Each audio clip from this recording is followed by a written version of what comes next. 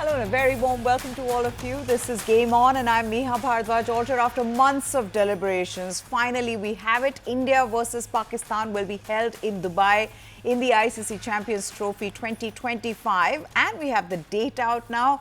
It will be played on the 23rd of February. Yes, the International Cricket Council has announced official fixtures for the Champions Trophy. The 9th edition of ICC Champions Trophy will take place over 19 days.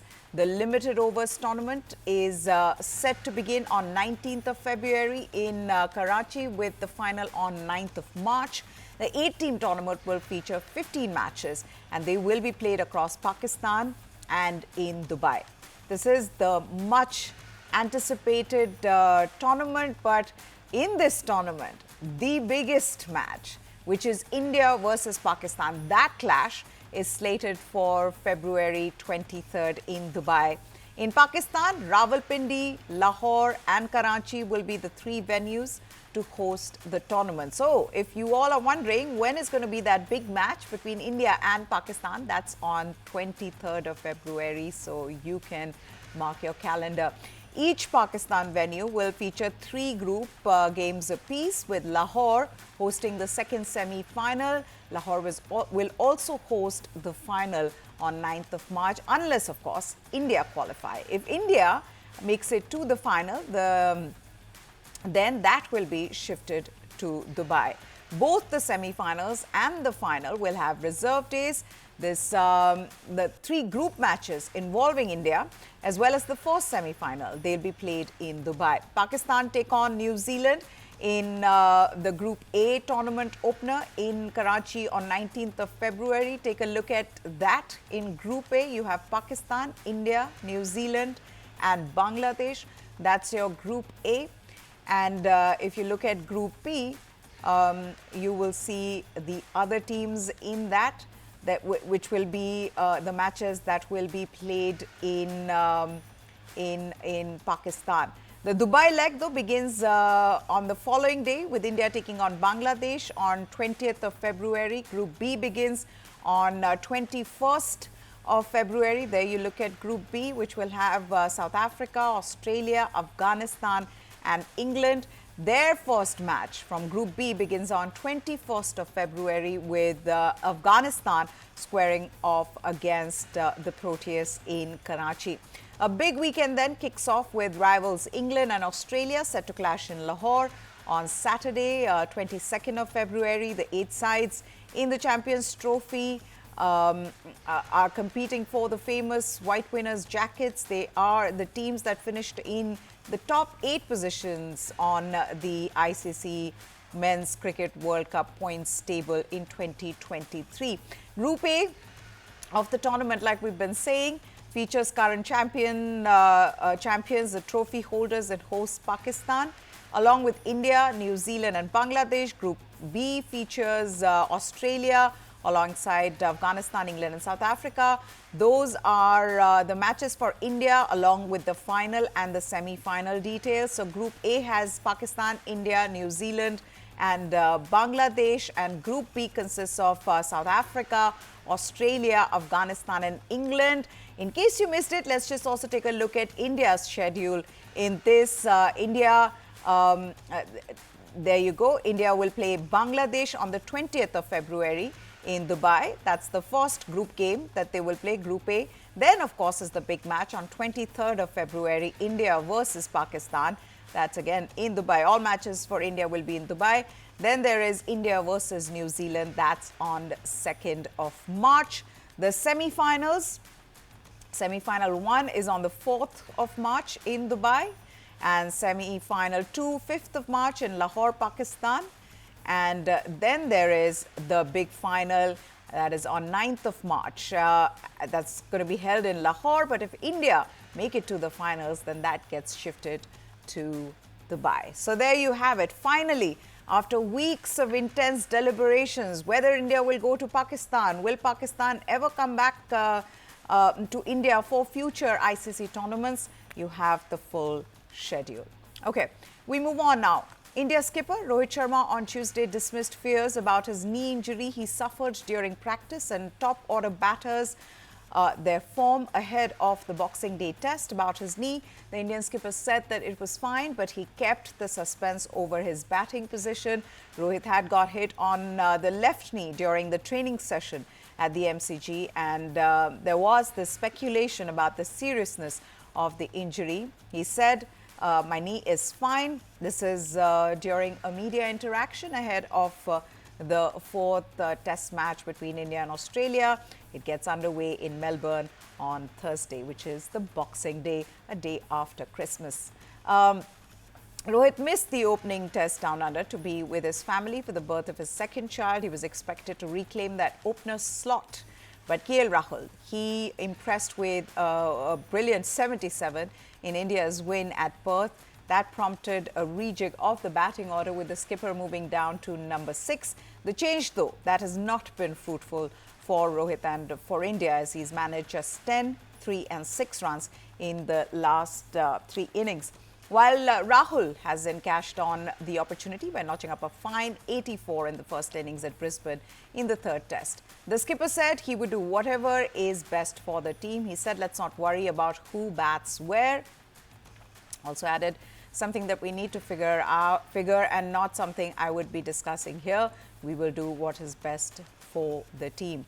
He was also asked about Virat Kohli's form and his supposed shortcoming outside of stump. This is what Rohit said. He said the stalwart will find a way out of the slump. He said Kohli's off stump.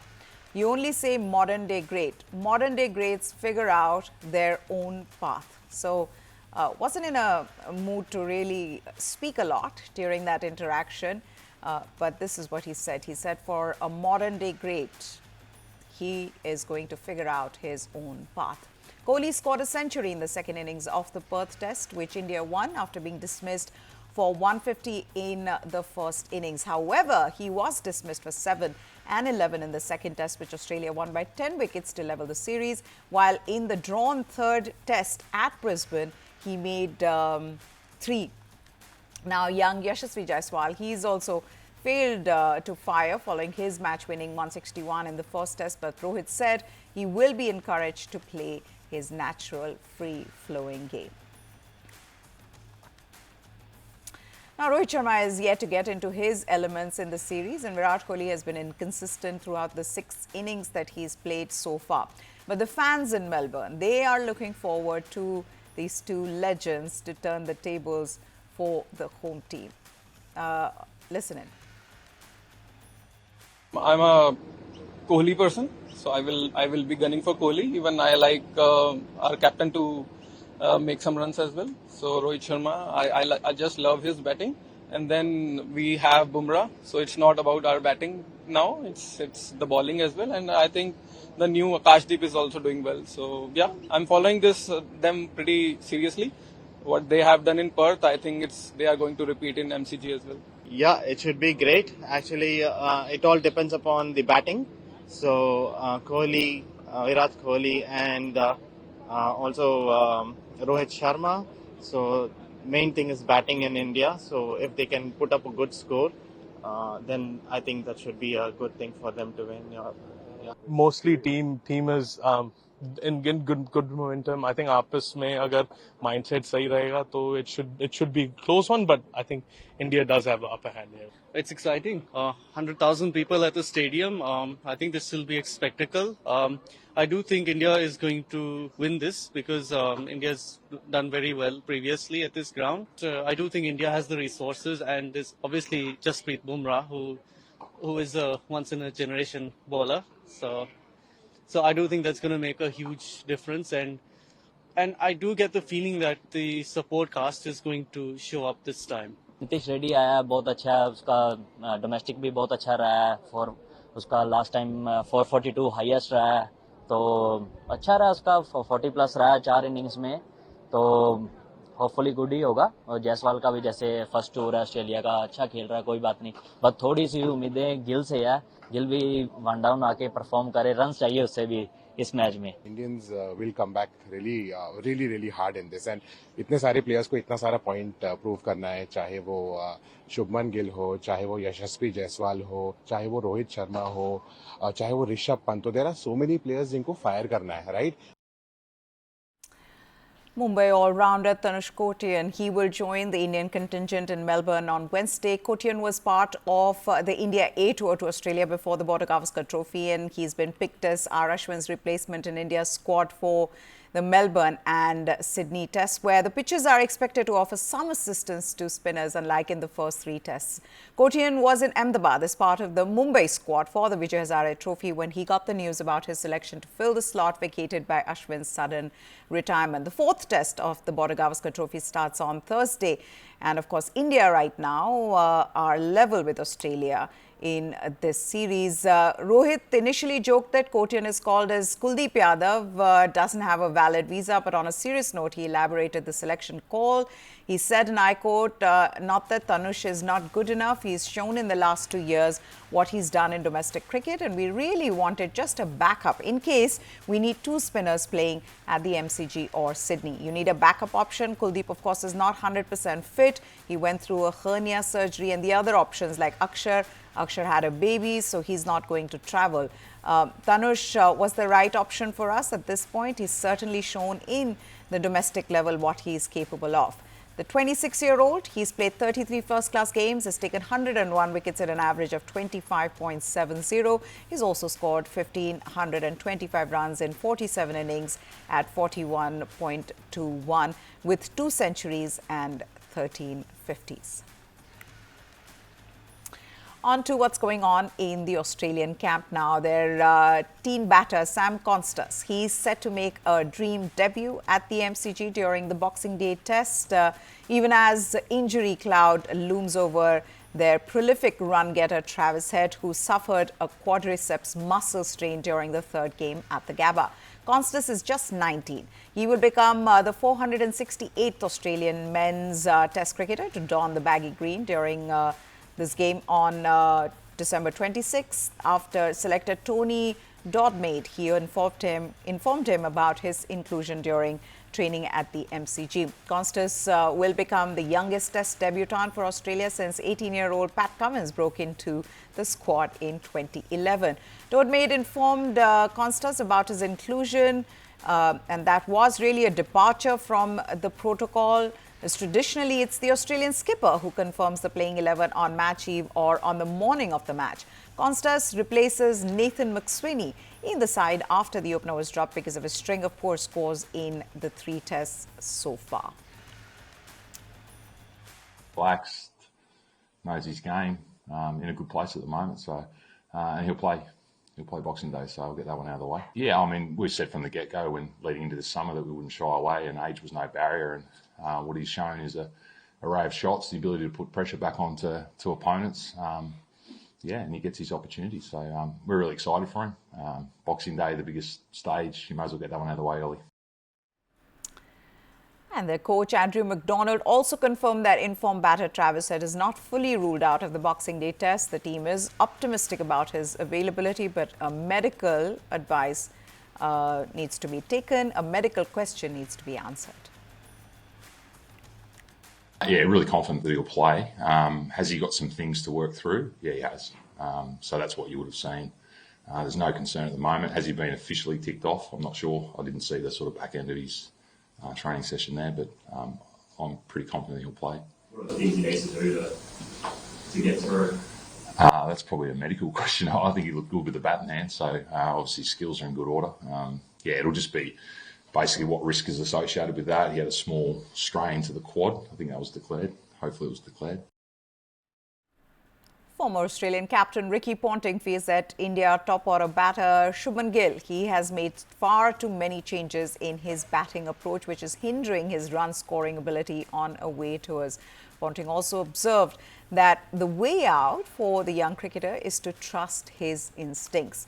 Gill missed the opening test of the Border Gavaskar Trophy due to a thumb injury that he suffered during India's simulated training game. In the second test at Adelaide, he failed to convert a good start into a big score as Australia levelled the series 1-1. The third test at Brisbane saw him getting out for one in the first innings, putting India in a spot of bother before KL Rahul and Ravindra Jadeja struck half centuries to halt the slide.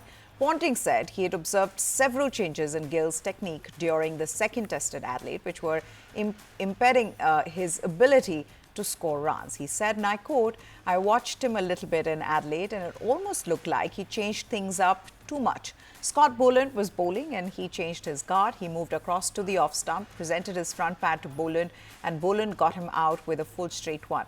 The Australian legend added that rather than making wholesale changes in his technique, Gill should fall back upon trusting his instincts to improve his batting.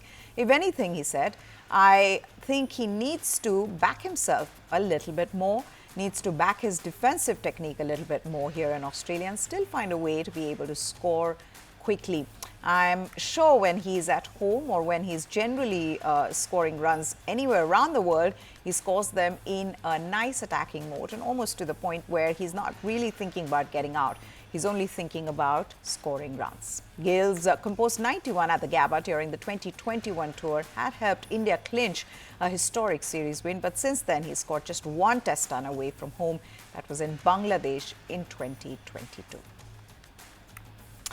All right, moving on to football now. Arsenal forward Bukayo Saka, he'll be out for many weeks after suffering a hamstring injury during Saturday's 5-1 Premier League win at Crystal Palace.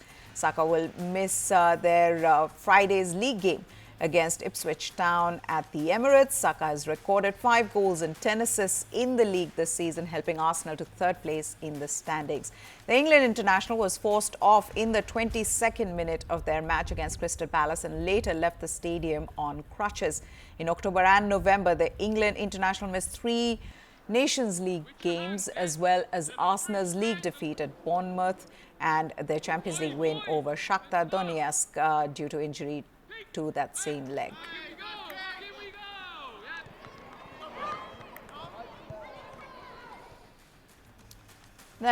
Now, streaming giants Netflix, they are all set to be the broadcast partners for FIFA in the United States for the Women's World Cup in 2027 and 2031. The deal is the most significant one FIFA has signed with a streaming service for a major tournament. Look at this story. Netflix has secured the exclusive U.S. rights to stream the next 2 FIFA Women's World Cup tournaments, soccer's world governing body announced Friday. Every match of the 2027 and 2031 Women's World Cup tournaments will air live on Netflix, a first for the streaming giant, as it looks to deepen its commitment to sports and proprietary content. The 2027 Women's World Cup is set to be played in Brazil between June 24th and July 25th, the first time the tournament will be held in South America. Hosts of the 2031 tournament have yet to be determined. Apart from live coverage, Netflix will also produce a documentary series in the lead-up to both tournaments. The deal comes as Netflix prepares to live stream 2 NFL games for the first time on Christmas Day. It also comes on the heels of having delivered knockout viewership for its heavily hyped fight between retired boxing great Mike Tyson and social media influencer turned boxer Jake Paul. According to Netflix, the spectacle drew more than 100 million viewers worldwide. The prior Women's World Cup tournament in 2023 attracted a record audience, reaching an estimated 2 billion global viewers.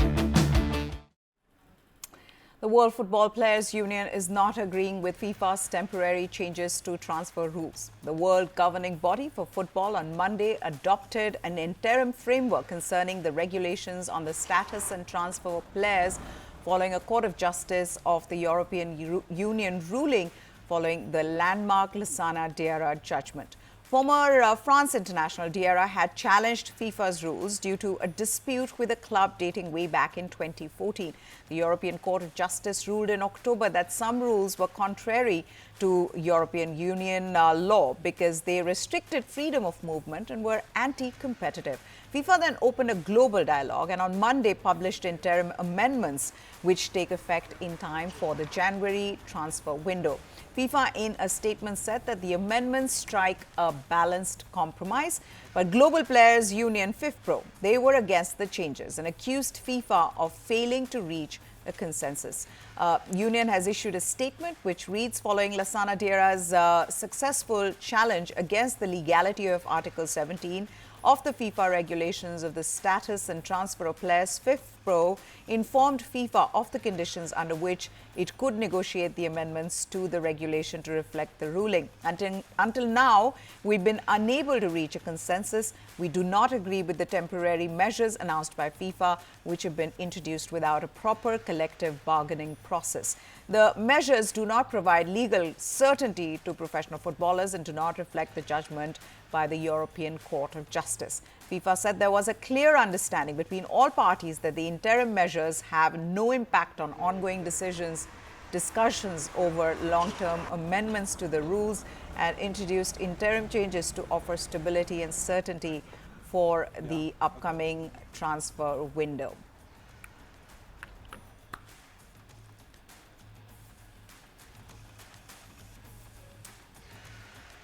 Well, that's it then on this edition of Game On. Hope you enjoyed it and hope you all have a wonderful Christmas. Goodbye. Thanks for watching.